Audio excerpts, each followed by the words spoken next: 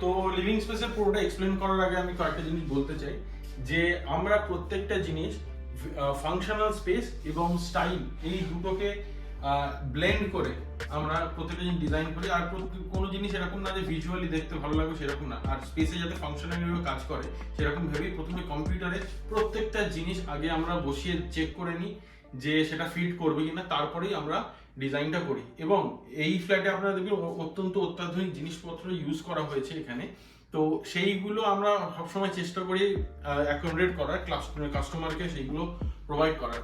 কারণ আমরা নিজেরা চাই আরো ভালো কোয়ালিটির কাজ করতে, এবং ভালো কোয়ালিটির কাজ আমরা প্রোভাইড করতে বেশি আমরা প্রাউড ফিল করি। আপনারা যদি আমাদেরকে দিয়ে কোনো ইন্টেরিয়রের কোনো কাজ বা কোনো ডিজাইন সার্ভিস আমাদেরকে দিয়ে যদি কোনো করাতে চান, তাহলে আপনারা লিঙ্ক নিচে ডেসক্রিপশনে লিঙ্ক দেওয়া আছে একটি ফর্মে, সেই ফর্মটি ফিল আপ করুন এবং সেই ফর্মটি ফিল আপ করার পরে আমরা আপনাদের সাথে যোগাযোগ করে নেব।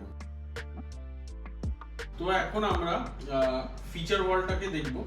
তো এইখানে ঢুকতেই এইটা হচ্ছে মেইন আমাদের ফিচার ওয়াল, যেটা কিনা একটা পিওর স্টোন ফিনিশ দিয়ে ফ্রেম করে করা হয়েছে, যেটা কিনা একটা ঢুকতেই আমরা যে ফায়ার স্পেস থেকে ঢুকে এলাম তারপরেই যে ফিচার ওয়ালটা, এটা সেন্টার অফ অ্যাট্রাকশন। এটাই দেখুন চারিদিক থেকে উডেন কালারের ল্যামিনেট দিয়ে করা আছে এবং চারিদিকে একটা ডিফিউজ আলো বেরোচ্ছে, এবং উপর থেকেও এই স্টোনের এই যে আনডিউলেশন যেটা রয়েছে সেটাকে এনহ্যান্স করার জন্য আমরা কিন্তু লাইট প্লেস করেছি, তাতে এই যে স্টোনের যে টেক্সচারটা আরো ফুটে আসছে। তো এরপরে আমরা যেহেতু ফিচার ওয়ালটা এখানে রয়েছে, এবং ফিচার ওয়ালটা কিন্তু এমনি এমনি আসেনি, ফিচার ওয়ালের এই পজিশনটা এসছে, আমরা সোফাটাকে প্রথমে যেখানে প্লেস করি, এই সোফাটাকে এখানে প্লেস করার মেন রিজন হচ্ছে সার্কুলেশন স্পেসটাকে ম্যাক্সিমাম অপটিমাম করার জন্য। কারণ ওই দিক থেকে এই দিকে আসতে গেলে আমাকে এই ওয়ে ধরেই আসতে হবে, তো ওই জন্য বেস্ট পজিশন হচ্ছে এই সোফাটার এই কর্নারে। কারণ এই যে এই দুটো কর্নারের মাঝখানে মুভমেন্টের প্রভিশন খুবই কম, তো এই জন্য সোফাটাকে এখানে প্লেস করা হয়েছে। আর এটা শুধুমাত্র একটা সোফা নয়, এটা সোফা কাম একটা বেড, ফুল সাইজ 5x7 বেড। তো এইখানে আমি এক্ষুনি দেখাচ্ছি। তো এইটা হচ্ছে সোফা, আর এইখানে স্টোরেজ ইউনিট রয়েছে। এইটাকে এরকম টেনে নিলে একটা ফুল সাইজ বেড হয়ে যাচ্ছে, 5x7 একটা বেড। তো ইভেন এই যে এইগুলো যদি আমি সরিয়ে দিই তাহলে পুরো একদম 5x7 পুরো একটা বেড হয়ে যাচ্ছে। প্লাস আমাদের এই দিকে স্টোরেজও রয়েছে, স্টোরেজ এখানে আপনি কিছু জিনিসপত্র রাখতেও পারবেন। তো এটা একটা মানে যেখানে জায়গা একটু কম আছে, ছোট আছে, সেই সব জায়গাতে এই রকম সলিউশনস কিন্তু খুবই অত্যন্ত প্রয়োজনীয়।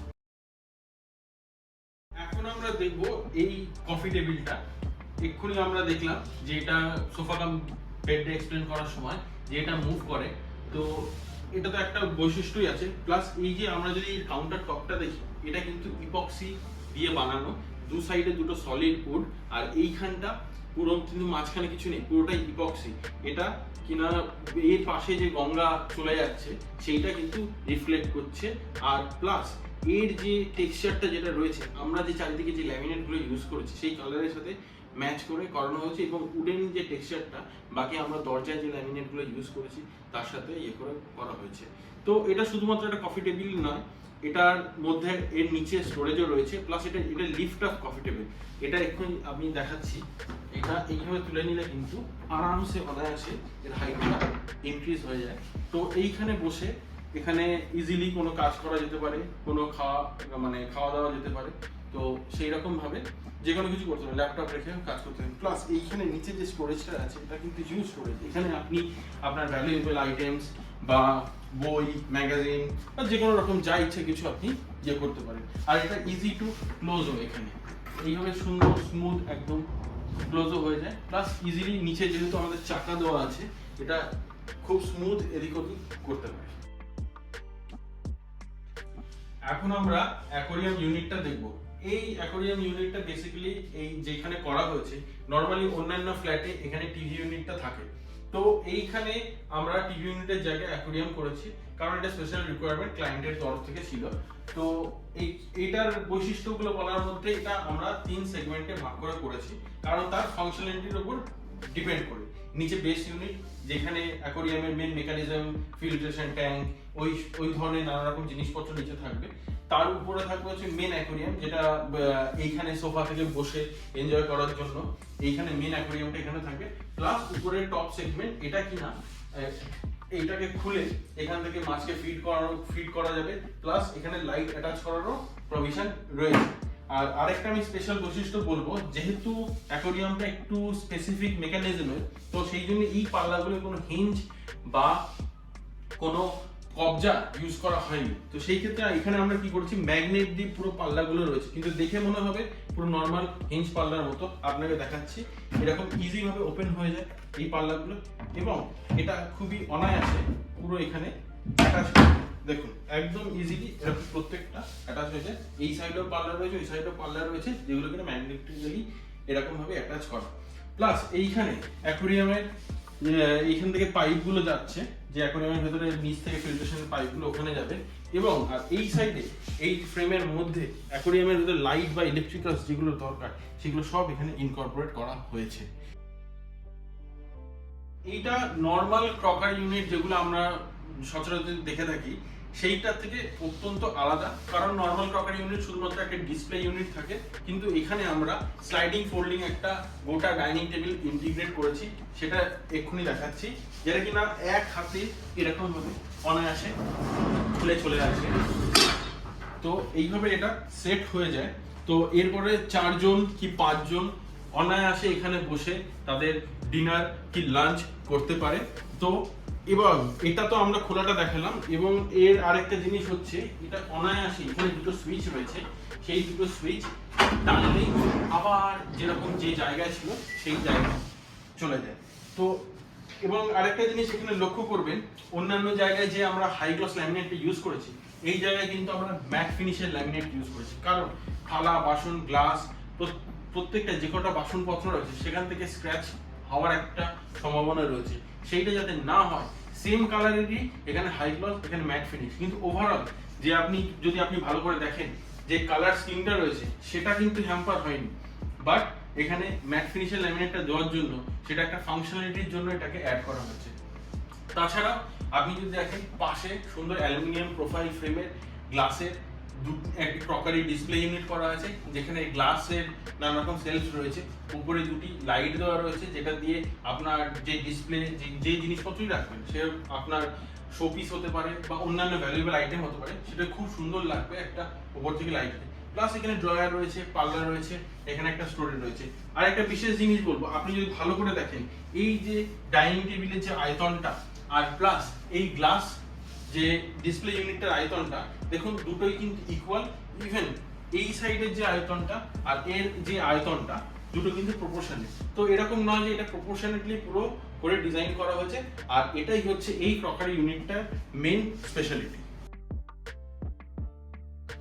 তো এখন আমরা দেখব এই ওয়ালটিতে ওয়ালপেপার অ্যাপ্লিকেশন করা হয়েছে, যেরকম এটা একটা ফিচার ওয়াল, সিমিলারলি এই ওয়ালটাকেও সিমিলার এই উডেন প্যাটার্নে এটাকে সিমিলারিটি রেখে এবং প্লাস রঙের যে থিম বা ফার্নিচারের যে থিম রয়েছে সেই অনুযায়ী এখানে আমরা কিন্তু ওয়ালপেপারটাকে প্লেস করেছি, অন্য কোনো হেভি কোনো প্যাটার্ন ইউজ করিনি। কারণ পুরো যদি থিমটাই দেখেন, পুরো থিমটাই একটা 60-30-10 রুলে।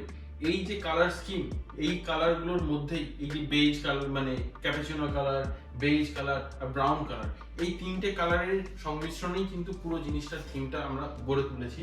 তো সেই অনুযায়ী আমরা দেখে যদি আমরা এখানে ক্লোজলি দেখা যায়, তো এর যে ভেন্স গুলো আছে সেই ভেন্স অনুযায়ী কিন্তু আমরা ইয়ে করেছি। আর এই ওয়ালপেপারের মেন বৈশিষ্ট্য হচ্ছে আপনি যদি দূর থেকে দেখেন এখানে কোনো আপনি দাগ দেখতে পাবেন না, সিমলেস ওইভাবেই করা হয়েছে যাতে নর্মালি ওয়ালপেপারে অতটাও দাগ বোঝা যায় না, বাট এখানে ক্লোজলিও দেখলে আপনি বুঝতে পারবেন না কোথা থেকে ওয়ালপেপার গুলো একটার সাথে আরেকটা জোড়া হয়েছে।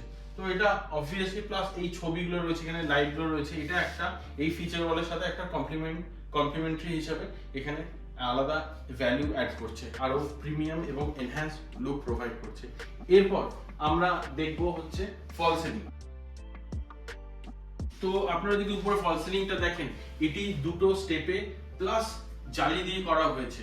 তো এটা দুটো স্টেপে এমনি করা হয়নি, কারণ হচ্ছে এইখানে আপনারা যদি দেখেন স্প্রিংকলারের লাইন রয়েছে, এই যে স্প্রিংটারের লাইন সেইটার জন্য কিন্তু আমরা দুটো স্টেপে করেছি।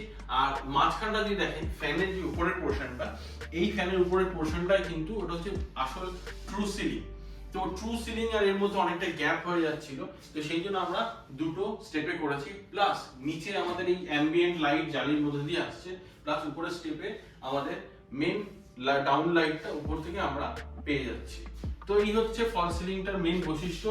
তো সুতরাং আপনারা বুঝতেই পারছেন এখানে কোনো আরবিট্রারি কোনো কিছু করা হয়নি, সেই পুরো ভাবনা চিন্তা করেই ফল সিলিংটাকে এইভাবে ইনকর্পোরেট করে আমরা ডিজাইন করেছি আলকোভ নিউ কলকাতা থেকে। এবার আমরা দেখবো হচ্ছে করিডোর স্পেসের একটি ফিচার ওয়াল। তো এইটা হচ্ছে আমাদের একটা মাস্টার বেডরুম, এটা হচ্ছে আমাদের বেডরুম নাম্বার 2। তো এই দুটো বেডরুমের মাঝে আর এটা হচ্ছে কমন টয়লেট। তো মাঝখানে এই ওয়ালটা যেটা রয়েছে, যেটা কিনা সোফায় বসে একটু ভিজুয়ালি অ্যাপিলিং করার জন্য সেম উডেন প্যাটার্নে কালারের সাথে ম্যাচ করে সেরকম থিম মেনটেন করে কিন্তু আমরা এই প্যানেলটাকে আমরা ইউজ করেছি। এটা এই প্যানেল যেটা কিনা প্লাস এই লাইটটা দিয়ে এইখানে এর যে ডেপথটা রয়েছে, এই যে এর যে আপ ডাউন এমবস যেটা রয়েছে সেটা কিন্তু আমরা ভালো করে বুঝতে পারছি। প্লাস এটা একটা রুমে এন্ট্রির সময় বা টয়লেটে যাওয়ার সময় একটা প্রিমিয়াম ফিলিং দিচ্ছে। এরপর আমরা মাস্টার বেডরুমে প্রবেশ করব এবং মাস্টার বেডরুমের ফিচারগুলো দেখব।